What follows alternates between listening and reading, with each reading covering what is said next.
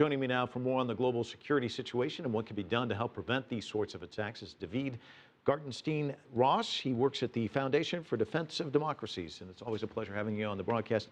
Let me start with Kenya. There's been some news filtering out in the last few days. What stands out for you about the attack there at the Westgate Mall? One thing that really stands out is that there's just a dearth of information compared to what you'd expect given the amount of time that has lapsed since the attack took place. However, right now the investigation is focusing on what's believed to be a Norwegian citizen who was a part of the attack. He supposedly is linked to Akrima, the target of the U.S. raid that took place in Somalia fairly recently, someone who's an organizer for such attacks. You also have a number of citizens of various nationalities, Turkish, Indian, who were involved in some of the logistical planning, renting out a shop within the mall that was supposedly used as an advanced base for planning of the attack. You mentioned the SEAL operation that was called off, and of course there was the mission in Tripoli, which ended with the arrest of al-Libi. Did that change the dynamics at all? Or I mean, people point to these type of efforts, but you wonder if they have any kind of, if they change the landscape at all. Do they? Well, there's two ways we can think of the landscape changing. One way is in terms of U.S. operations, where it's really just too early to say. It's not as though two raids make a particular trend.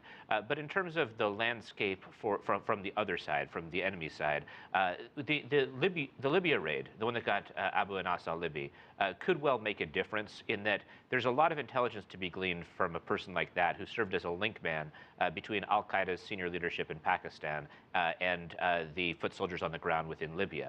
You can learn a lot about the organization. Now, it won't turn the tide in some massive, dramatic way, but middle managers, I think, increasingly are an important part of the organization in terms of giving the central leadership some say over the various affiliates and over foot soldiers who are in the various regions. And to that extent, I think that is a very important grab. I've been to Nairobi in the past. I've not been to Uganda, but I think about the United States and the 9/11 attacks here, the Boston bombing attacks, the efforts that have been thwarted.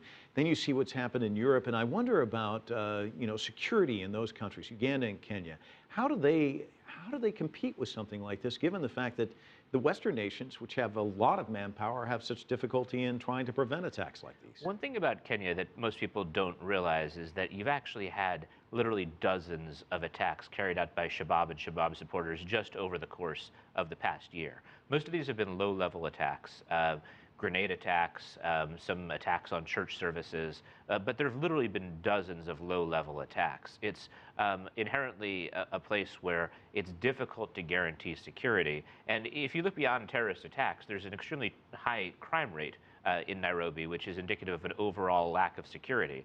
This is absolutely a very difficult thing.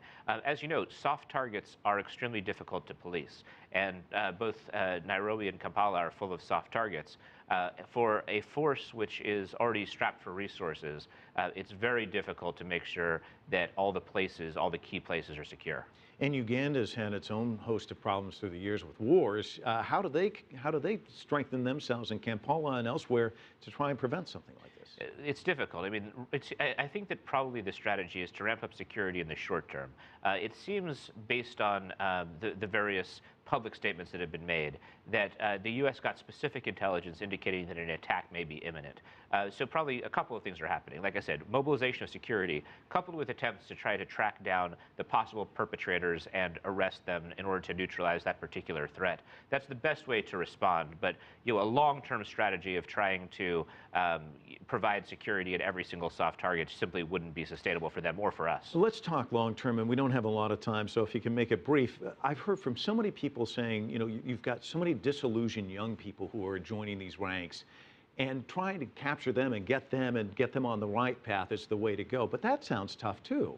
Yeah, is that Pollyanna? Well, of course it's tough. But when you're thinking about longer term, you're thinking about efforts to really try to make this less of a problem as opposed to the growing problem that it appears to be. So I think thinking about those systemic fixes, though difficult, that is important.